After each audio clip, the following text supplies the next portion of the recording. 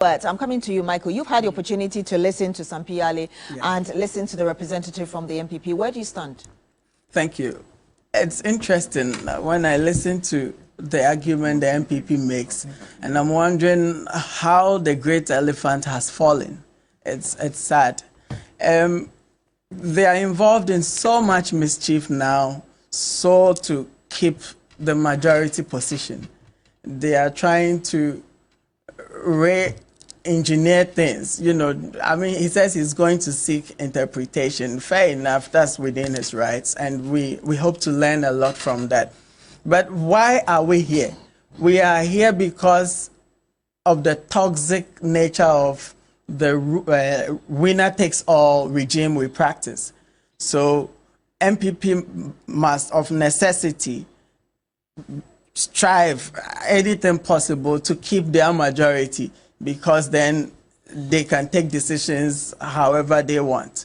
NDC is also striving to now become majority because of the same winner-takes-all. And I believe Ghanaians here have a very classical reason to choose Alan Kyerematen to come and unite us.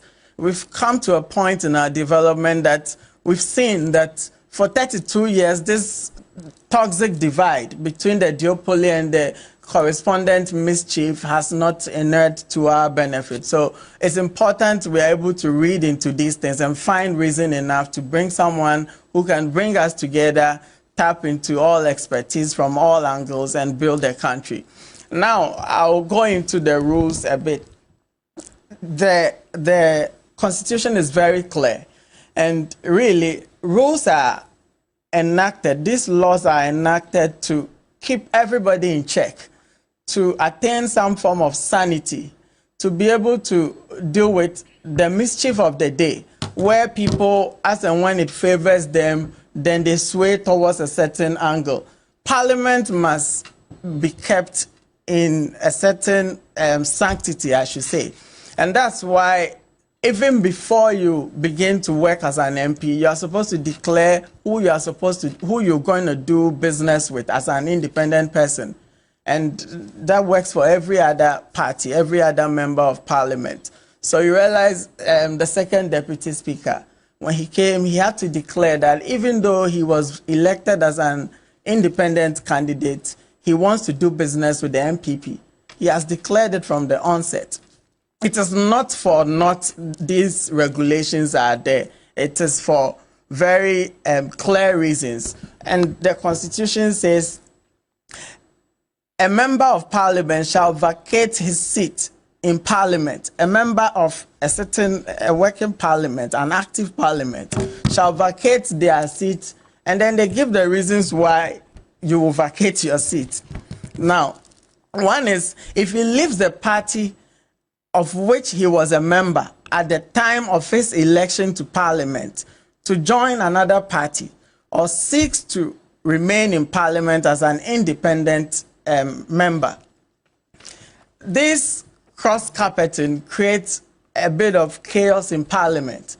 It creates inconsistencies, it creates mistrust. It distorts the process of parliament, the form of parliament. And so it's important we're able to keep everybody in check and consistent with the rules. And that's why you cannot get up today and say, I'm MPP. The next day you say, oh, I've crossed to NDC. When actually from the onset, you are registered in the books of parliament as a member of NPP or NDC. It's not allowed. Can you imagine a typical example is the Suhum MP as it stands now, he's going for independent, campaigning against someone like Protozwa, who is the MPP's candidate. Can you imagine the chaos, the mistrust, and the distortion to the way the party does its things? It's unacceptable, and that's why it's important we uphold the Constitution, which says that once you switch, you lose your seat. You can't remain a member when the reason why you're a member, you've lost it. So what you're saying is that what Michael Quay enforced in 2020, November 2020, should be enforced. That's the right thing. Around. That's the right thing. I mean, thankfully, he's a professor of the law and he's set the precedence. I don't know why Honorable Afenyo-Makin wants to introduce another arm of government to come and interfere in the affairs of, but it speaks to the mischief and the crude resolve to hold on to majority seats by all means. And I even heard of an interlocutory injunction. It's not necessary. You see, it's not necessary. Allow the laws to work. You are learned people. You are masters of the law.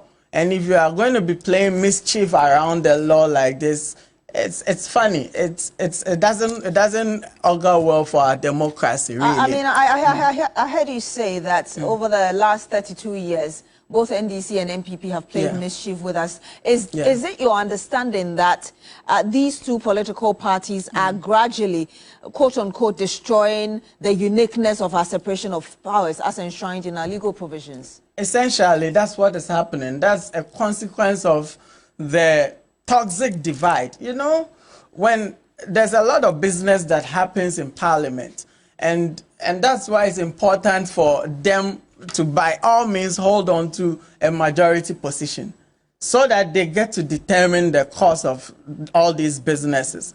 And so it's about time we set aside this duopoly, because in executing whatever mandate they have in the current form, as a winner takes all, NPP wins and they get to determine everything, it's not helping us. NPP may be doing the right thing, NDC will be against it.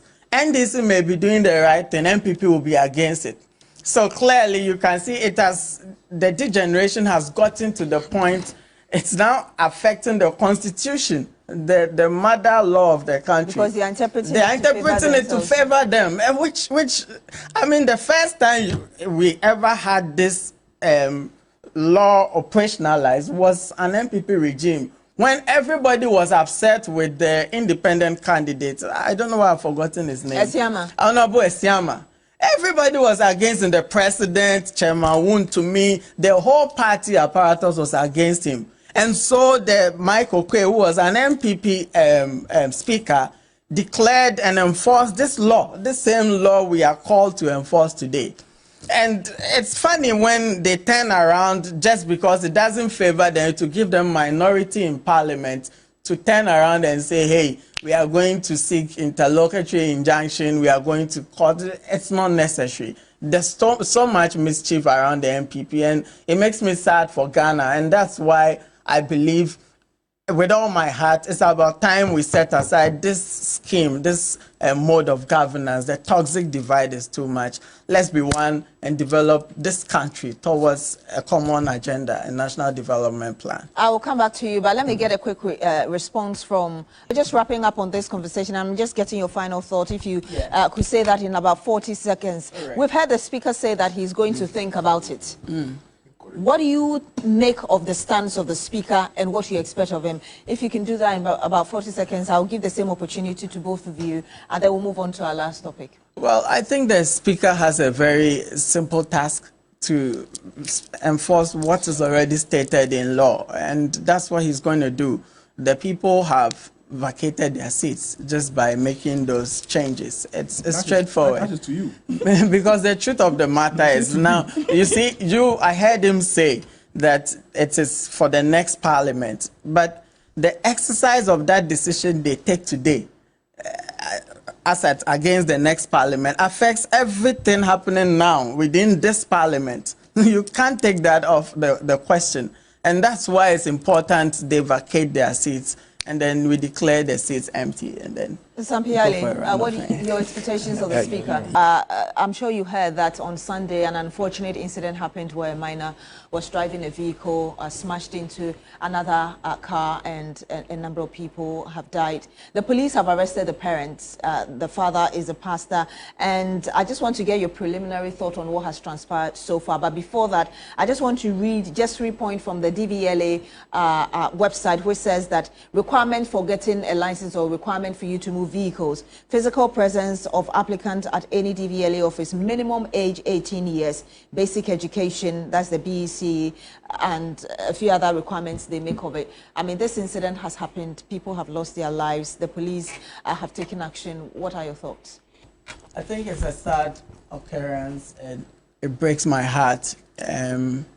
My condolences to the families that lost their daughters and the school they belong to. You know, it shouldn't have happened. It shouldn't have happened, but it has happened. And I think all of us can draw lessons from it.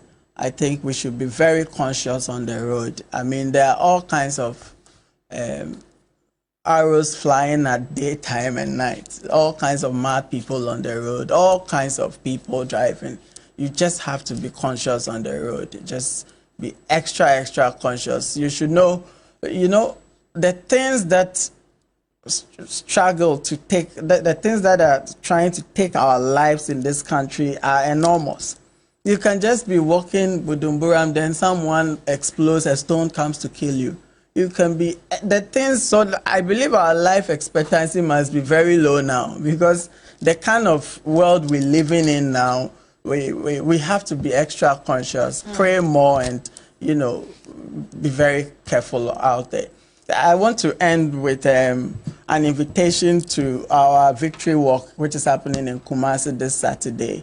Alan Chamatin does it better than any other person. I mean, he introduced health walks. So we are doing the biggest again in Kumasi this Saturday, and we are inviting all of our Fantor faithfuls to come. Let's walk to victory. Thank you so much, Michael. Right. Sarfo-Kantanka. Michael, Sarfo-Kantanka my final word is that